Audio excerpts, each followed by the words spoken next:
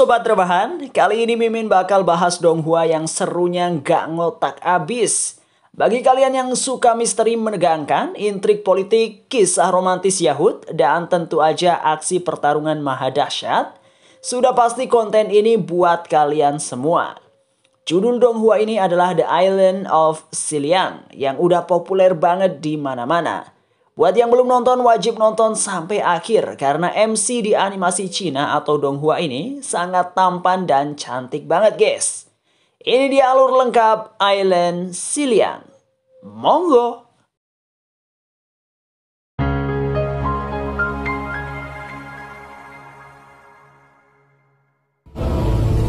神宗掌管世间万物运行的法则，天地间的生灵便以神、仙、人为各阶代表。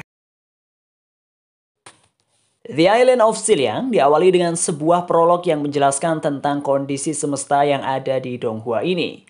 Melalui grafik animasi yang sangat keren, diceritakan bahwa sejak penciptaan semesta telah terdapat berbagai makhluk hidup yang saling berbagi peran. Mereka adalah para dewa, para immortal, dan para manusia. Masing-masing dari mereka meninggali alam yang berbeda satu sama lain. Sampai akhirnya para dewa membangun sebuah tempat bernama Pulau Xiliang, yang lokasinya terletak di persimpangan antara alam dewa dengan alam surga. Di pulau itulah semua dewa dan immortal yang melakukan kesalahan akan diasingkan. Di pulau tersebut, para dewa dan immortal yang dihukum akan memiliki fisik seperti manusia, yang bisa sakit, tua, dan mati. Pulau Xiliang juga dikelilingi oleh lautan yang sangat luas, di mana mereka yang diasingkan di pulau itu akan seketika hancur jika terkena air laut. Dengan demikian, maka mustahil bagi para penghuni untuk meninggalkan pulau itu.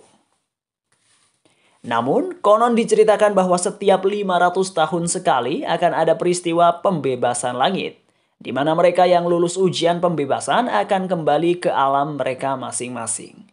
Nah, diceritakan bahwa suatu ketika ada beberapa orang yang tidak sabar menunggu pembebasan langit tersebut. Maka dari itu beberapa orang ini melakukan segala upaya untuk melarikan diri. Mereka adalah keluarga Shang yang terdiri dari pasangan suami istri dan kedua anak mereka yang masih kecil. Sang ayah menemukan cara untuk melarikan diri. Maka dari itu dia melakukan ritual khusus di sebuah tempat bersama keluarganya.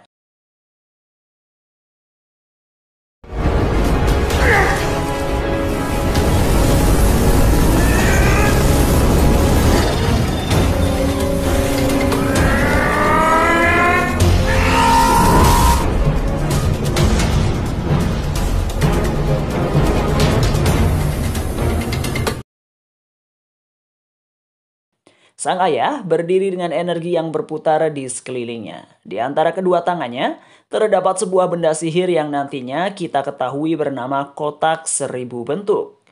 Sementara itu, di tengah pusaran energi, terdapat dua anak mereka yang duduk bersila. Sedangkan sang istri hanya memandangi dari luar pusaran energi tersebut. Tak lama setelahnya, sebuah cahaya keemasan terpancar ke langit, membentuk sebuah pilar. Pilar cahaya keemasan itu menjebol pembatas yang ada di langit, sehingga menciptakan gejolak ledakan dahsyat. Namun ternyata ritual menjebol segel langit itu meminta korban sebagai tumbal. Ritual tersebut ternyata mengorbankan anak-anak kecil dari seluruh pulau. Terlebih lagi, air laut seketika itu naik ke permukaan pulau dan mengancam keberadaan para penghuni pulau. Seketika itu juga semua penghuni pulau mematung tidak bisa bergerak sama sekali. Melihat kondisi itu dan menyadari syarat dari pembebasan adalah pengorbanan banyak orang, sang ibu tidak bisa menerimanya. Maka dari itu dia memilih berkorban dengan cara melompat ke laut. Sang ayah yang melihat aksi istrinya langsung menghentikan ritual dan melompat menyusul istrinya. Tak hanya itu, anak laki-laki mereka juga bangkit dari duduknya dan berlari menyusul mereka berdua.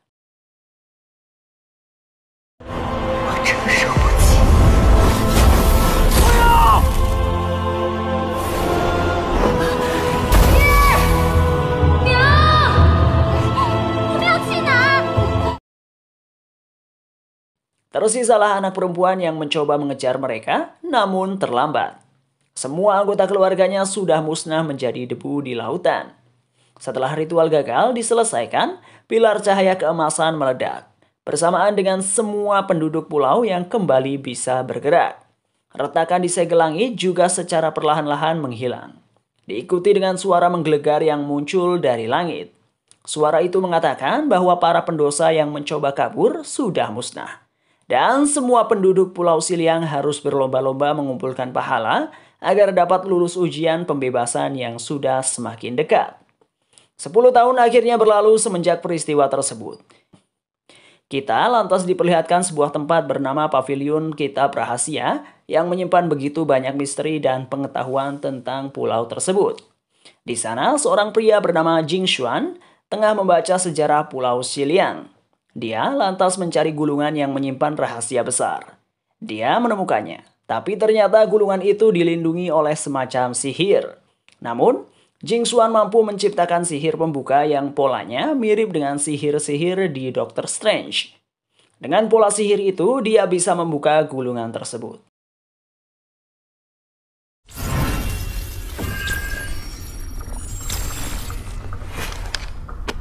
烽火困舍，执迷不悟者将永堕此劫。 Dia mempelajari bahwa tidak pernah ada yang namanya pembebasan langit pada periode 500 tahun.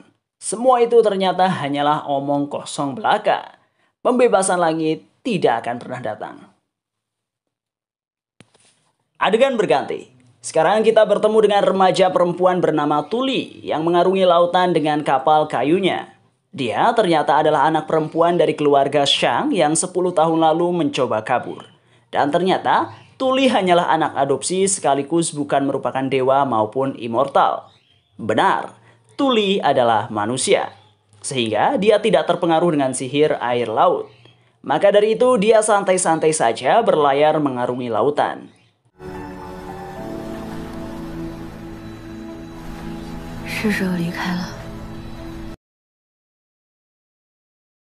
Kembali lagi ke Jing Xuan, dia mempelajari kitab-kitab rahasia lainnya. Ternyata setiap kitab memang dijaga oleh sihir.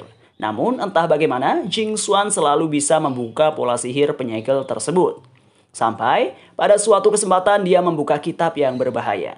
Dari kitab itu muncul asap hitam bercampur api yang berputar-putar keluar dari halaman kitab. Menyusulnya adalah kemunculan berbagai monster bertopeng besi dan memiliki banyak kaki. Monster dengan tubuh hitam bercampur warna merah menyala itu bergerak sangat lincah dan mencoba menyerang Jing Xuan.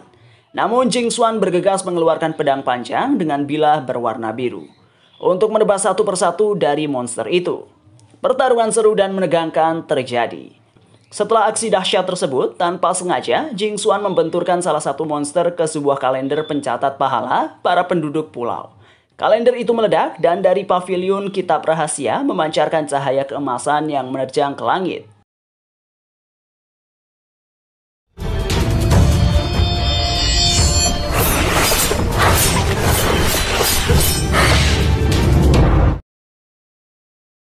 Gelegar dahsyat yang tercipta dari pancaran cahaya itu menggemparkan semua warga Pulau Siliang.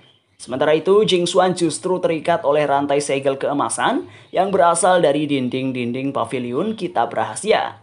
Tak ingin ketahuan telah menyebabkan kekacauan, Jing Xuan mengerahkan sekuat tenaganya untuk membebaskan diri dari rantai cahaya keemasan itu. Dan akhirnya dia berhasil kabur tanpa ketahuan para penjaga.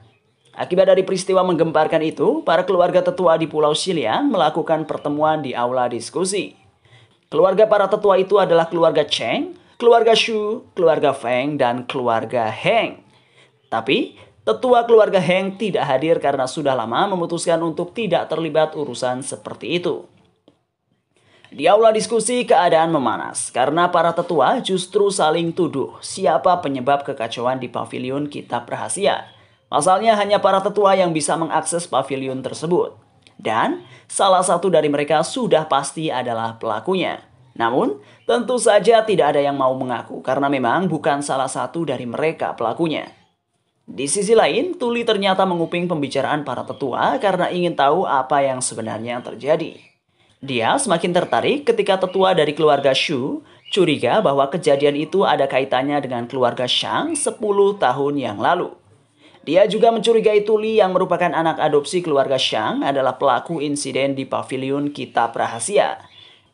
Namun hal itu ditentang anggota lain karena Tuli adalah manusia dan tidak mungkin manusia bisa melakukan kejadian itu.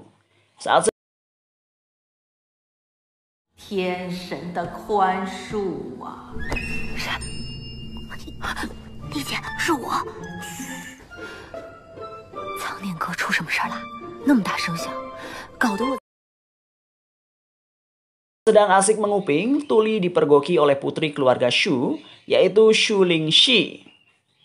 Akhirnya dia membawa Tuli untuk masuk ke aula diskusi sehingga membuat murka para tetua. Tetua dari keluarga Cheng, yaitu Cheng Zhou, yang bertemperamen galak dan tidak sabaran langsung menyambar Tuli dengan cambuk emasnya. Meminta Tuli mengakui apa yang sudah dilakukannya. Namun memang bukan Tuli yang melakukannya. Dan Tuli bersikeras bahwa dia tidak melakukan apa-apa. Dia juga mengatakan kakeknya lah yang meminta dia untuk menyelidiki apa yang terjadi. Sehingga dia menguping di aula diskusi. Namun alasannya ditolak. Karena kakek Tuli yang ternyata adalah tetua Heng tidak mungkin tertarik dengan urusan para tetua. Terlebih, jika tetua Heng memang tertarik, dia bisa datang langsung ke aula diskusi.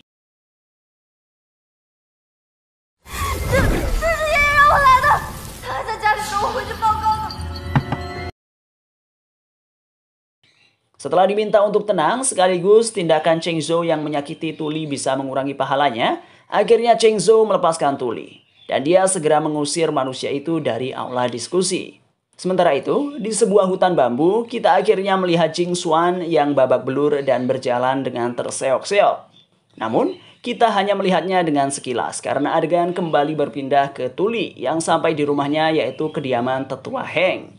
Ternyata setelah insiden 10 tahun lalu yang membuat keluarga Shang terbunuh, anak angkat mereka yaitu Tuli diadopsi oleh tetua Heng.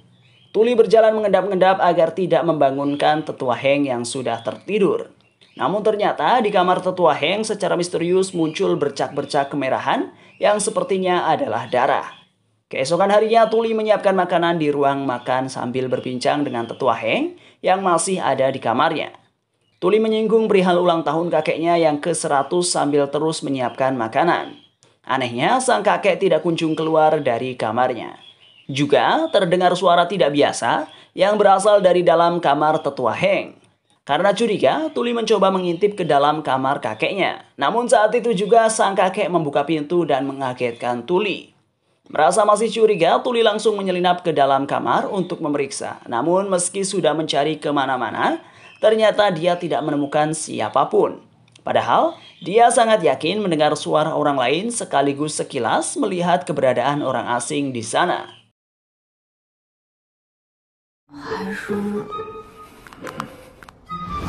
胡闹！我也是担心您的安危。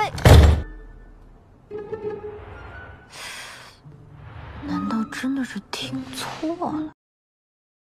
Beralih ke kediaman keluarga Shu, mereka masih merasa bahwa pelaku insiden di pavilion kitab rahasia adalah orang-orang dari keluarga Cheng. Pasalnya, Cheng Zhuo adalah pemilik sihir api terkuat di Pulau Xiliang. Dan insiden di pavilion jelas-jelas melibatkan ledakan api yang dahsyat. Di sisi lain, keluarga Cheng juga masih mencurigai keluarga tetua lain. Cheng Zhou sangat curiga bahwa Feng Mian, tetua yang berasal dari kaum immortal, adalah pelaku insiden tersebut. Feng Mian sendiri adalah seorang immortal perempuan berparas cantik nan anggun, yang selalu malas berjalan dan memilih melayang di udara untuk bepergian. Mari kita pindah ke si immortal cantik dan lemah lembut itu. Feng Mian tengah berada di hutan yang menjadi wilayah kekuasaannya.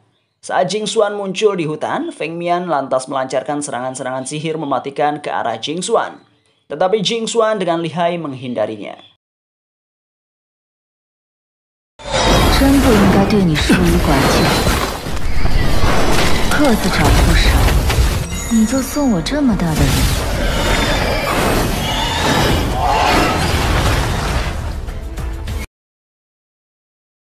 Namun, Feng Mian bukanlah immortal sembarangan. Dia berhasil mencengkram tubuh Jing Xuan dengan tangan sihir yang dia ciptakan, sehingga pria itu nggak bisa berbuat apa-apa selain pasrah. Ternyata Feng Mian dan Jing Xuan memiliki hubungan di masa lalu. Feng Mian adalah sosok yang menyelamatkan Jing Xuan pada insiden 10 tahun silam. Dan menurut perkataan Feng Mian, dia bersusah payah melindungi Jing Xuan dengan cara menjadikan Jing Xuan sebagai orang yang tidak ada. Dan ternyata, Feng Mian juga tahu kalau pelaku insiden di pavilion adalah Jing Xuan. Bahkan immortal perempuan itu juga sudah lama mengetahui bahwa pembebasan langit pada periode 500 tahun adalah omong kosong belaka.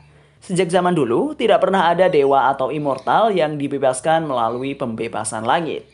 Namun, yang membuat Feng Mian sebal kepada Jing Xuan adalah tujuan Jing Xuan ke pavilion kitab rahasia. Selain untuk mencari tahu perihal kebenaran pembebasan langit, pemuda itu juga mencoba mencari tahu fakta mengenai kedua orang tuanya. Sayangnya, sampai detik ini, kita belum bisa mengetahui lebih jauh asal-usul dari Jing Xuan. Selain itu, Jing Xuan juga membahas mengenai apa yang akan terjadi di tahun depan ketika apa yang menjadi pembebasan langit harusnya terjadi. Jing Xuan menyinggung perihal persiapan yang sudah mereka lakukan sejak bertahun-tahun dan sekaligus bertanya apakah mereka bisa berhasil melakukannya. Namun Feng Mian enggan membahasnya lebih lanjut. Yang jelas, Feng Mian sangat yakin bisa membebaskan diri dari Pulau Xiliang pada tahun depan. Dan dikarenakan dia tahu bahwa pembebasan langit adalah omong kosong, maka sepertinya rencana yang dia buat bersama Jing Xuan adalah upaya pelarian diri seperti yang pernah dicoba keluarga Shang 10 tahun lalu. 这岛上的制衡术可瞬间夺你法力，连我也无能为力。你娘的死印，我必须查。天辰。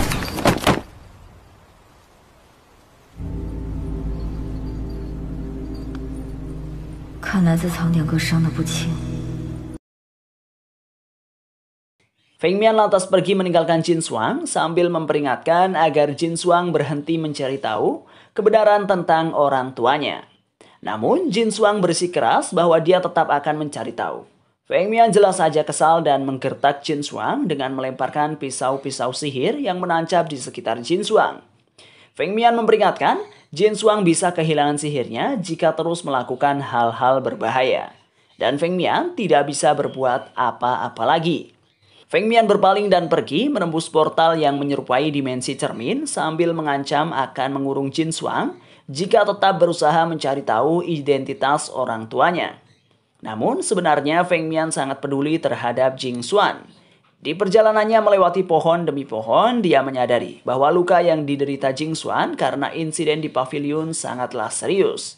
Namun akhirnya dia berpikir bahwa mungkin dengan luka seperti itu, Jing Xuan akan berhenti mencoba melakukan hal gegabah. Malam harinya, Jing Xuan bermimpi tentang masa lalunya. Dia melihat dua anak kecil yang duduk bersila, sementara ada puluhan anak lain yang terkapar tak berdaya di sekitar dua anak itu. Jing Xuan sangat familiar dengan peristiwa tersebut. Karena peristiwa itu adalah insiden 10 tahun lalu yang menggemparkan seisi Pulau Xiliang. Di kejauhan, Jing Xuan melihat seorang pria yang berdiri menatapnya. Pria itu adalah Shang Zhen, sosok di balik peristiwa 10 tahun lalu. Jing Xuan bergegas mendatangi Shang Zhen yang ternyata adalah ayahnya. Namun Shang Zhen justru melompat ke arah laut meski Jing Xuan berhasil menangkap tangannya.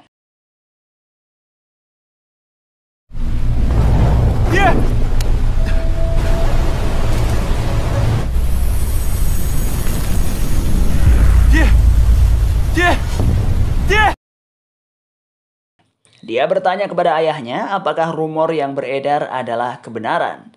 Namun ayahnya tidak menjawab dan justru menghilang menjadi cahaya keemasan. Beberapa saat kemudian salah satu dari anak kecil yang duduk bersila datang menghampiri Jing Xuan. Anak itu adalah Jing Xuan sendiri di masa lalu. Dan dia mengatakan bahwa rumor yang beredar bukanlah kebenarannya. Adegan berganti ke keesokan harinya ketika banyak warga yang mencoba berebut pusaka sihir dari dewa dengan cara memberi sesembahan. Mereka yang memberi sesembahan yang dinilai paling luar biasa akan mendapatkan pusaka sihir tersebut. Hari itu, pusaka sihir yang ditawarkan adalah sebuah plat giok yang sangat sakral. Berbagai keluarga di pulau itu berlomba mempersembahkan hal yang sangat berharga. Namun, akhirnya keluarga Cheng datang dan mempersembahkan jamur api raksasa yang sangat berharga. Seketika anak panah yang berfungsi sebagai penimbang nilai sesembahan menunjuk ke arah jamur api itu. Namun ternyata, Tuli juga berambisi untuk mendapatkan plat giok tersebut. Dia menerobos kerumunan dan mempersembahkan beberapa ikan yang dia ambil dari laut. Ternyata anak panah menilai bahwa ikan lebih berharga dibandingkan jamur api keluarga Cheng. Akhirnya terjadi perdebatan. 笑话，只有少爷的火汁才能配得上这玉牌。哼，不怪他，我家种的这火汁，就凭这3条鱼。 Karena plat giok sudah lebih dulu akan diberikan kepada keluarga Cheng. Namun Tuli bersikeras bahwa anak panah menunjuk ke arah sesembahan ikannya. Jadi seharusnya plat giok jatuh ke tangannya. Akhirnya, demi mengatasi situasi, pria tua penyelenggara kegiatan itu memberi syarat kepada Tuli untuk mencari ikan besar bersisik kuat yang ada di laut. Jika Tuli berhasil mendapatkan ikan tersebut, maka plat giok akan langsung diberikan kepadanya. Dan Tuli pun menyanggupinya. Dia berlayar menggunakan perahu kayu kecilnya ke laut dan mulai memancing. Tak lama kemudian dia mendapatkan ikan yang dimaksud. Namun, karena ikan itu sangat besar dan kuat, dia tercebur ke laut dan terlibat aksi tarik-menarik dengan ikan raksasa. Selama mencoba menaklukkan ikan tersebut di kedalaman laut, dia melihat bangkai kapal kayu raksasa yang sekilas membuatnya teringat masa kecilnya. Dia ingat, jauh sebelum diadopsi oleh keluarga Shang, dia adalah putri dari seorang kapten kapal. Entah bagaimana kapal mereka bisa sampai ke Pulau Siliang. Tak punya waktu bernostalgia, Tuli kembali mencoba menaklukkan ikan besarnya. Dia berhasil, namun tak lama setelah itu seseorang muncul dari permukaan dan terus tenggelam ke lautan. Tuli bergegas berenang menyelamatkan orang tersebut dan membawanya ke pantai. 我总有预感，他还会引来新的麻烦。 Tak disangka, ternyata sudah ada kapal kayu besar yang berlabuh dalam keadaan rusak di berbagai sisi. Selain itu, ada juga sosok misterius yang mengamati Tuli dari kejauhan. Di sisi lain, Cheng Zhou semakin resah dengan keberadaan Tuli. Meski Tuli adalah manusia dan tidak memiliki kekuatan setara immortal atau dewa, namun Cheng Zhou menganggap bahwa gadis itu adalah ancaman yang serius. Dia juga menganggap bahwa kedatangan Tuli di Pulau Siliang adalah alasan kenapa Sang Zhen memiliki ambisi untuk mencari celah meninggalkan Pulau Siliang. Kembali ke Tuli, dia berhasil menyadarkan pria yang hampir mati tenggelam itu. Ternyata dia tidak sendirian, melainkan ada kru kapal lainnya yang juga berhasil selamat. Pria yang diselamatkan Tuli bernama Xiao Ji. Dan setelah melihat terdapat matahari ganda di langit, dia menyadari telah sampai di tempat pengasingan para dewa dan immortal. Di sisi lain, Jing Xuan ternyata selama ini tinggal di kediaman tetua Heng secara diam-diam. Di sana, dia mempelajari berbagai hal tentang apa yang sebenarnya terjadi 10 tahun lalu. Dia menolak rumor yang beredar bahwa ayahnya mengorbankan banyak jiwa untuk melakukan ritual pelarian. Dia memasuki kamar adik angkatnya yang kosong waktu itu dan mengambil buku peninggalan orang tua mereka.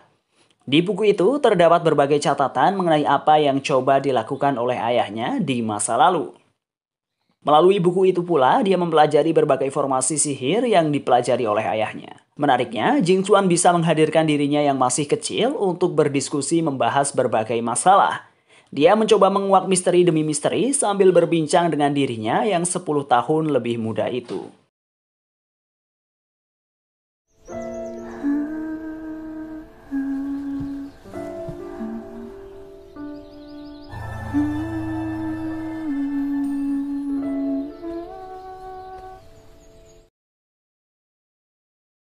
Mereka berdua mencoba mengingat apa saja yang terjadi di masa lalu. Dan karena Jing Xuan terjatuh dari tebing 10 tahun lalu, banyak memori yang menghilang dari ingatannya.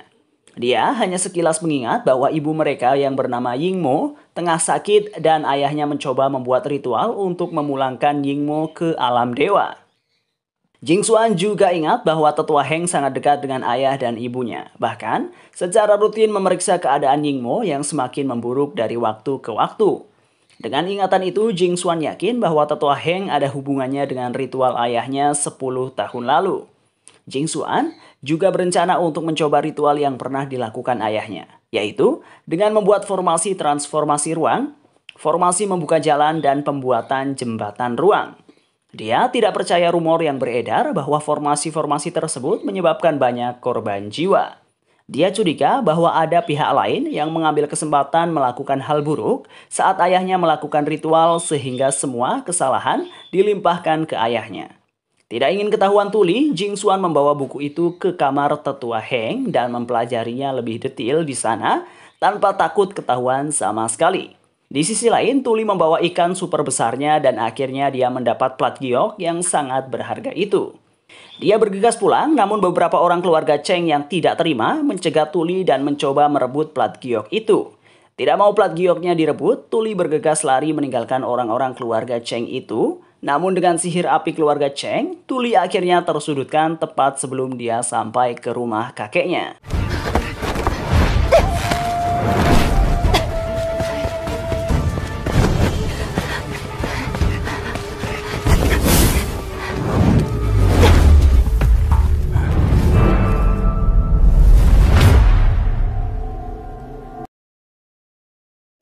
Untungnya, anggota keluarga Cheng lainnya datang dan menyelamatkan Tuli, sambil menceramai mereka yang berusaha merebut paksa apa yang bukan menjadi hak mereka. Dan akhirnya Tuli pun sampai di rumahnya dengan selamat. Dia lantas bertanya kepada kakek Heng ingin dimasakkan apa. Dan orang yang ada di kamar kakek Heng yaitu Jing Xuan asal saja menjawab pertanyaan-pertanyaan Tuli. Tanpa disadari, ternyata Tuli malah nekat membuka pintu kamar kakek Heng dan hendak menerobos masuk ke dalam kamar. Untungnya Feng Mian mendadak muncul dari langit dan mengalihkan perhatian Tuli. Dia langsung berbalik dan memberi hormat kepada Feng Mian. Kehadiran Feng Mian adalah untuk menyampaikan bahwa keluarga Cheng telah memastikan bahwa pelaku insiden pavilion bukanlah Tuli. Namun Feng Mian menyarankan agar Tuli tidak merepotkan tetua Heng, karena situasi sedang sangat genting di antara para keluarga tetua. Pada saat itu juga pintu kamar tetua Heng terbuka dan tetua Heng sudah duduk di kursinya sambil mempersilahkan Feng Mian untuk masuk dan melakukan pembicaraan di dalam. Akhirnya dua tetua di Pulau Siliang itu saling membahas mengenai banyak hal. Sementara Tuli bergegas menyajikan hidangan untuk mereka berdua. Saat Tuli menyajikan hidangan, tetua Heng memperhatikan berbagai memar dan luka yang ada di tubuh cucu angkatnya itu. Sampai-sampai dia tidak mendengarkan apa yang dikatakan Feng Mian. 不要再到处乱跑了，不如学学我，多闭关。现在长老会对爆炸尚未做出判断，不知恒老对此事有何看法呀？ Akhirnya tetua Feng meminta Tuli untuk meninggalkan mereka berdua, dan ketika Tuli hendak pergi, dia melihat buku peninggalan orang tuanya secara mengejutkan ada di kamar tetua Heng. Tetua Heng mengatakan bahwa dia memungut buku itu karena terjatuh dari meja. Dan tanpa bertanya lagi, Tuli membawa buku itu kembali ke kamarnya sambil terheran-heran. Bagaimana mungkin buku itu bisa jatuh? Di sisi lain, Xiaoji ternyata memang sudah lama mencari keberadaan Pulau Siliang. Dia diutus oleh kerajaan untuk menemukan dewa yang dapat membuat segala sesuatu. Namun bagi manusia, mencari Pulau Siliang adalah hal yang mustahil. Namun secara mengejutkan, tasbih yang dimiliki Xiaoji ternyata bisa membuka gerbang menuju dimensi lain. Xiaoji yang putus asa tidak kunjung menemukan Pulau Siliang membuang tasbih itu ke laut. Dan secara mengejutkan portal raksasa muncul di depan kapalnya. Dan sampailah dia beserta rombongan ke Pulau Siliang. Kembali lagi ke kediaman tetua Heng, Jing Xuan memasuki kamar adiknya dan mencoba menyembuhkan luka-luka adiknya yang sedang tertidur itu dengan kemampuan sihirnya. Jing Xuan bertanya-tanya, benda sihir apa yang coba dikumpulkan Tuli sampai dia babak belur seperti itu. Namun secara tiba-tiba Tuli mengigau keras dan terbangun, sehingga Jing Xuan bergegas kabur dari kamar adik angkatnya itu.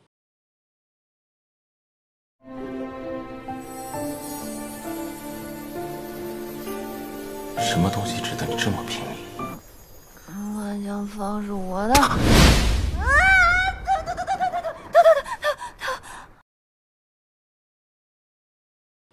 Di tempat lain, keluarga Shu tengah menjaga aula kitab rahasia sambil terus menyelidiki penyebab insiden beberapa waktu yang lalu. Mereka masih mencurigai bahwa pelakunya adalah keluarga Cheng. Namun, saat itu juga keluarga Cheng datang dan mengatakan akan membantu menyelidiki lokasi kejadian. Padahal, mereka sebenarnya juga yakin bahwa keluarga Shu adalah dalang di balik insiden beberapa waktu lalu. Saat menyelidiki lokasi kejadian, salah satu dari mereka menemukan kitab yang menyimpan monster-monster telah terbuka dan semua monster di dalamnya telah dihabisi. Dengan fakta itu semakin menegaskan bahwa pelaku insiden adalah orang yang sangat kuat. Di sisi lain, ditemukan juga fakta bahwa penyebab ledakan bukanlah sihir biasa, melainkan pantulan dari kristal sakral yang ada di pusat pavilion tersebut. Anggota keluarga Cheng menduga pelaku insiden bertarung dengan monster di dekat kristal tersebut. Dan saat menggunakan sihir untuk menghabisi si monster, kristal itu merespon kekuatan sihir dan memantulkannya, sehingga terjadi ledakan dahsyat. Namun diketahui bahwa kristal itu hanya bisa memantulkan sihir dengan kekuatan dahsyat. Artinya semakin sedikit kandidat pelaku insiden karena tidak banyak orang dengan kemampuan sihir sehebat itu. Orang-orang Cheng semakin mencurigai keluarga Shu, begitu juga sebaliknya. Namun demi mencairkan suasana ketegangan, mereka justru mencurigai Tetua Feng sebagai dalang di balik semua itu. Itu karena Tetua Feng adalah immortal yang datang secara misterius entah berasal dari mana. Dan bahkan kekuatannya juga tidak diketahui sehebat apa. Bahkan Tetua Feng sangat gemar bertapa dalam waktu lama dan baru muncul lagi setelah insiden pavilion terjadi. 我也只是猜测，毕竟凤老一直掩藏实力，不好判断。这么说来，凤老确实嫌疑很大。 Siang harinya, kehebohan terjadi di Pulau Xiliang. Mereka menyaksikan kedatangan para manusia rombongan Xiaoji dan terheran-heran. Bagaimana bisa mereka menemukan pulau itu? Di sisi lain, Xiaoji dan rombongannya juga terheran-heran. Kenapa penduduk pulau banyak yang berpakaian lusuh dan tidak tampak seperti dewa sama sekali? Tak menunggu lama, mereka semua langsung ditangkap dan dibawa ke aula diskusi. Tak hanya mereka, namun juga Tuli yang ditangkap karena dicurigai memiliki kaitan dengan para manusia itu. 你们别过来啊！你们都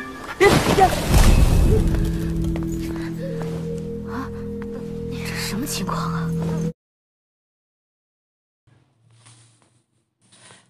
Kembali ke perdebatan, akhirnya diputuskan bahwa para manusia termasuk Tuli akan dibunuh. Namun, saat itu juga Tetua Heng muncul dari luar dan memasuki area diskusi untuk pertama kalinya setelah bertahun-tahun absen. Dikarenakan Tetua Heng sangat dihormati, tidak ada tetua lain yang berani melawan. Akhirnya Tuli berhasil dibebaskan, tapi Xiaoji dan yang lainnya tetap ditahan. 当初也就是他收养，要不这烦人丫头早就被处理掉了。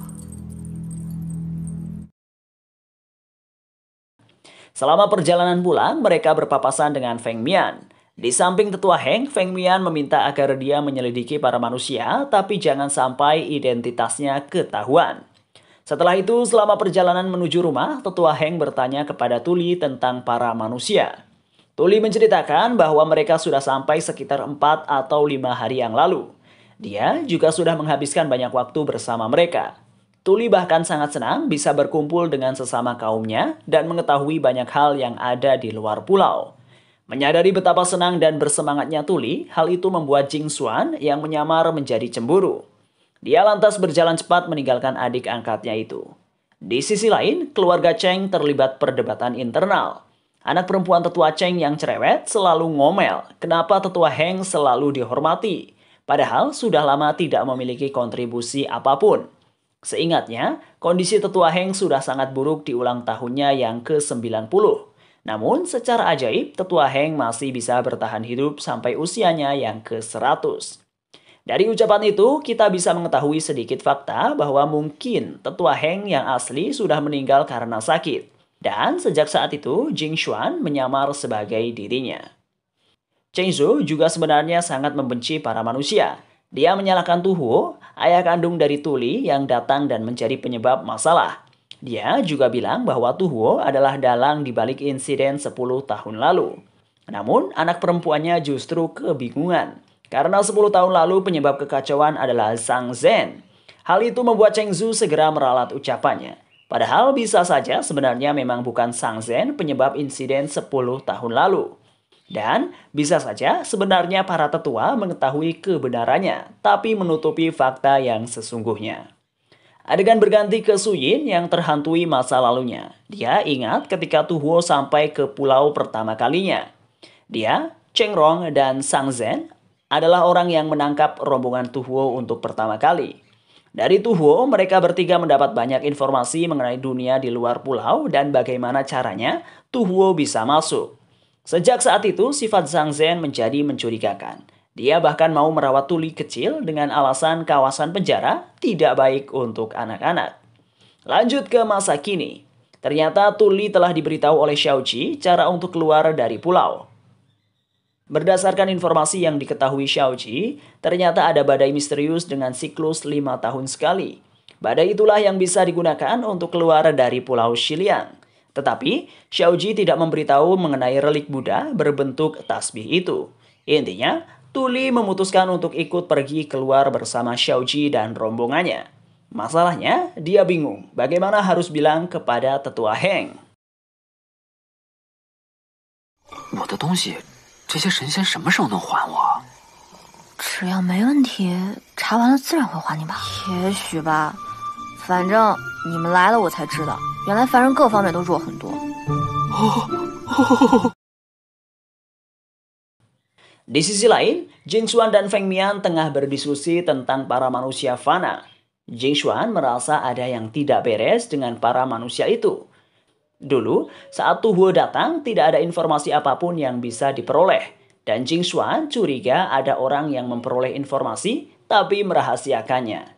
Dia juga merasa hal itu terjadi saat ini. Jing Xuan bertanya-tanya, apakah sebenarnya ada yang sudah mengetahui cara keluar dari pulau, tetapi tidak memberitahukannya ke orang lain. Pembahasan dilanjutkan ke rencana Jing Xuan untuk mencuri lebih banyak jamur api di kediaman Cheng.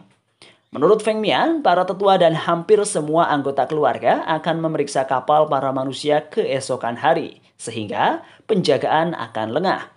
Di saat itulah Jing Xuan akan beraksi. Feng Mian juga memberikan peta detail dari lokasi di mana jamur api ditanam. Setelah meminta Jing Xuan berhati-hati, perempuan itu pun pergi begitu saja. Saat malam telah larut, Tuli akhirnya pulang ke rumah dan langsung diminta duduk oleh Jing Xuan yang menyamar. Dia meminta Tuli menjauhi para manusia karena khawatir mereka akan memanfaatkannya. Namun Tuli justru bilang bahwa dialah yang memanfaatkan mereka untuk keluar dari pulau. Mereka akhirnya berdebat panjang, sampai akhirnya Jing Xuan sangat marah dan meminta Tuli pergi ke kamarnya sendiri. 是一个种族，我能感受到他的善意，他很细心周到，以知恩图报。你有在意过我的感受吗？出去。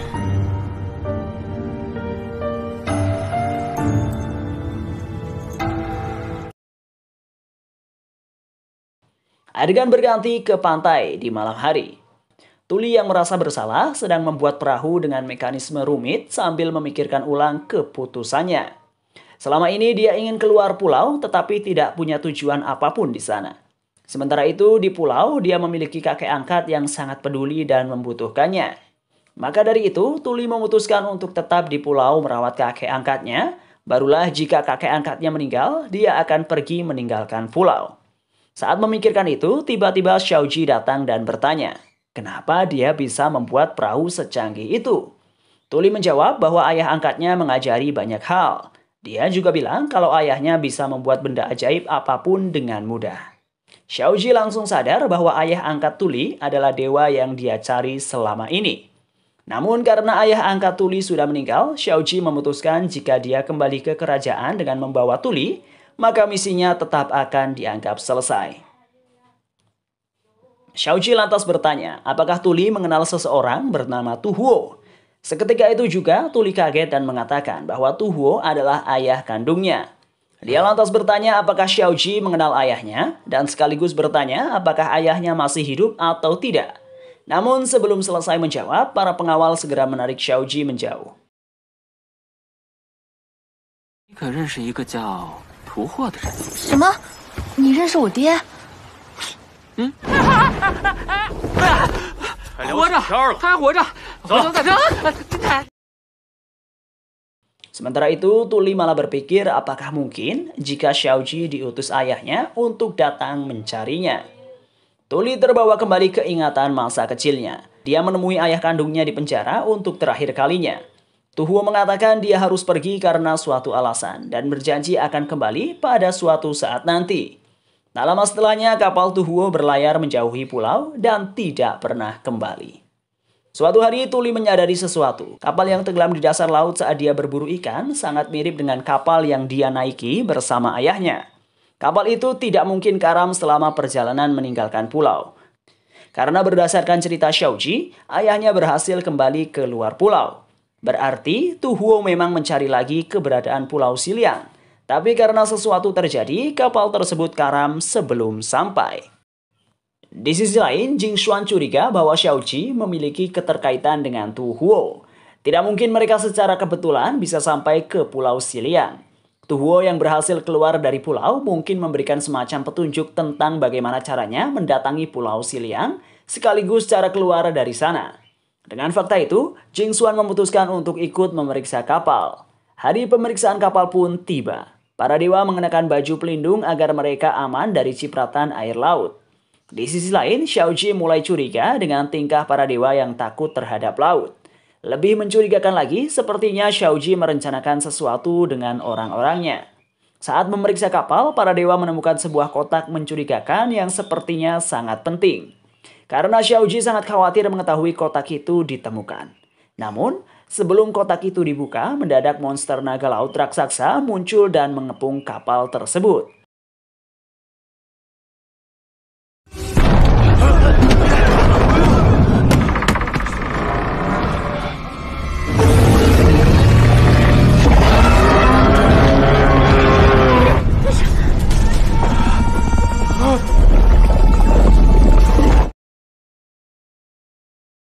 Terdapat banyak sekali naga laut bermata tiga yang mengepung kapal tersebut.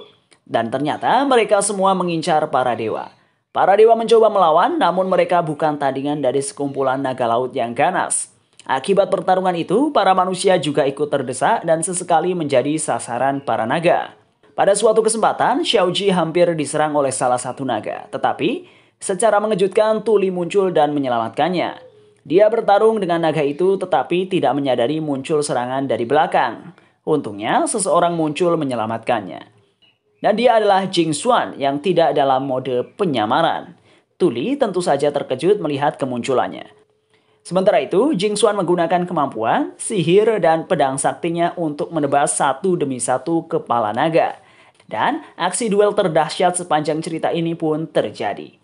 Jing Xuan membawa Tuli terbang untuk diselamatkan, namun para naga mengejarnya tanpa henti. Pertarungan di udara pun terjadi, dan meski Jing Xuan sangat ahli dalam bertarung, namun dia tetap kalah jumlah. Dan ternyata, sekumpulan naga air itu sebenarnya adalah satu makhluk raksasa menyerupai Kraken. Jing Xuan dan Tuli jatuh ke mulut makhluk tersebut. Namun, dengan sihir dahsyatnya, Jing Xuan berhasil menjebol mulut makhluk itu, dan terbang menjauh ke langit lepas.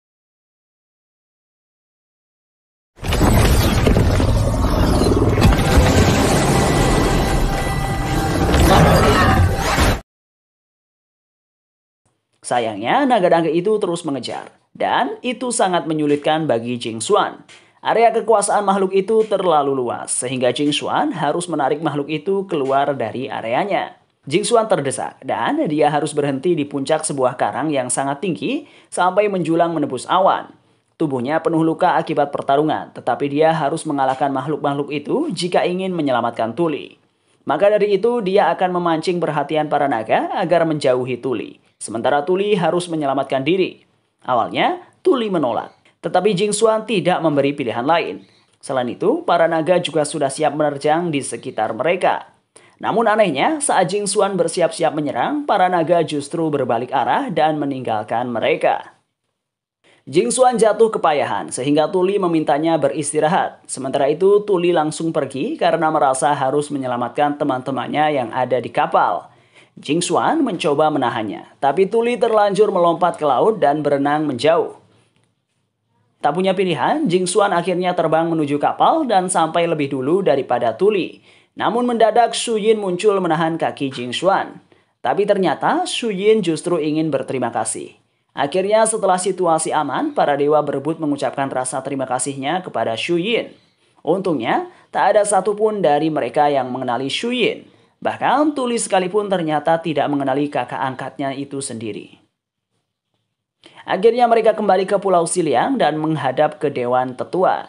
Di sana, Xiaoji mendapat perlakuan lebih baik karena telah menolong salah satu dewa selama penyerangan di kapal berlangsung. Namun situasi menjadi menegangkan ketika kotak misterius yang ditemukan Shu Yin tadi dibuka. Dan terdapat gulungan berisi perintah di dalamnya. Ternyata, Xiaoji diperintahkan oleh raja untuk berlayar ke Xiliang dan mencari dewa guru yang bisa membuat apa saja.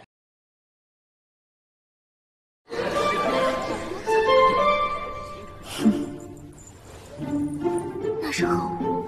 我们东家让我去找的是一气化三清上清居于于天真登上清净元气所成至尊草。 Selain itu, dia juga ditugaskan untuk mencari benda ajaib bernama kotak 1000 bentuk yang pernah diciptakan oleh Sang Zhen.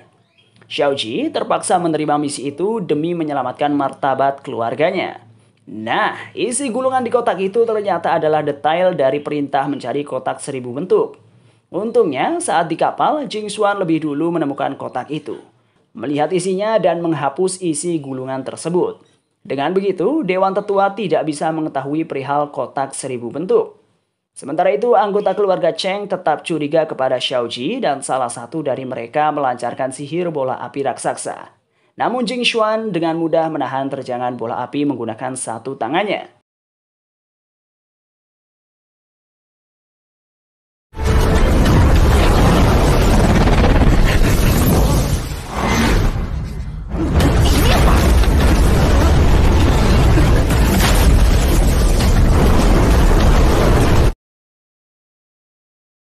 Setelah itu, para Dewan Tetua semakin mengagumi kekuatan Jing Xuan dan masing-masing menawarkan tempat untuk tinggal. Namun tentu saja Jing Xuan memilih untuk tinggal di kediaman Tetua Heng bersama Tuli. Akhirnya Jing Xuan dan Tuli berangkat menuju rumah Tetua Heng.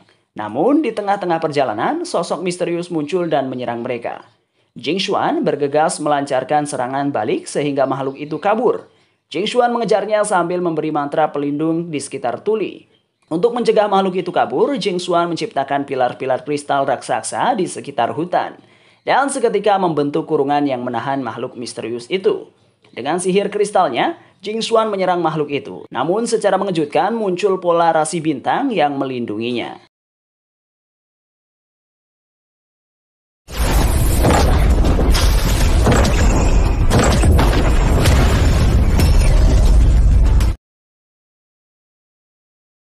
Jing Xuan terkejut melihat monster mengerikan yang bisa menggunakan sihir rasi bintang. Pertarungan berlanjut. Dan meski tidak bisa mengalahkannya, makhluk tersebut berhasil diusir oleh Jing Xuan. Ternyata, jauh sebelum kejadian itu, Feng Mian pernah menyelidiki makhluk tersebut. Dia pernah melihat sosok mengerikan yang melakukan ritual dengan formasi rasi bintang. Melihat fakta itu, Feng Mian berpikir bahwa mungkin saja insiden 10 tahun lalu memang ada pihak lain yang mengambil keuntungan dan memfitnah ayah Jing Xuan. Sementara itu di sebuah tempat misterius yang penuh dengan lava, Cheng Zhou tengah bertapa dengan kubah berwarna merah yang melingkupinya. Menariknya, terdapat berbagai pola rasi bintang yang ada di kubah pelindung tetua keluarga Cheng tersebut. Hal itu semakin mencurigakan. Apakah jangan-jangan dalang dibalik insiden 10 tahun lalu adalah Cheng Zhou? Di sisi lain, Feng Mian pergi ke sebuah tempat misterius yang penuh dengan berbagai kristal. Dia menuju sebuah kristal merah raksasa dan berhenti tepat di hadapannya. Secara mengejutkan, ternyata di dalam kristal tersebut ada tubuh Sang Zhen dan istrinya yang membeku.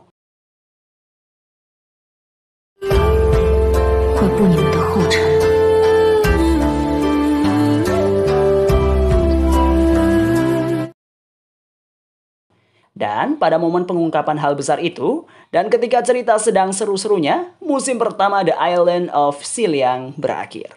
Donghua 1 ini lumayan beda dari Donghua-Donghua lain. Nggak banyak aksi pertarungan dan lebih mengedepankan misteri serta intrik politik antar Dewan Tetua. Namun jangan salah, begitu ada aksi pertarungan levelnya nggak tanggung-tanggung dan super dahsyat. Selain itu, Ternyata hubungan antara Jingxuan dan Tuli bisa disajikan begitu romantis meski mereka sebenarnya adik kakak. Tapi nggak tahu ya, soalnya kan nggak ada hubungan darah. Jadi siapa tahu mereka kelak bakal jadi pasangan beneran. Oke lah, segitu dulu aja pembahasan alur film kali ini. Dan sambil nunggu pembahasan kelanjutan dari The Island of Xiliang, jangan lupa buat nontonin semua konten di channel ini. Karena sudah pasti semuanya keren-keren dan berkualitas tinggi. Yaudah, Mimin pamit dulu, jangan lupa jaga kesehatan dan sampai jumpa di video berikutnya. Ciao!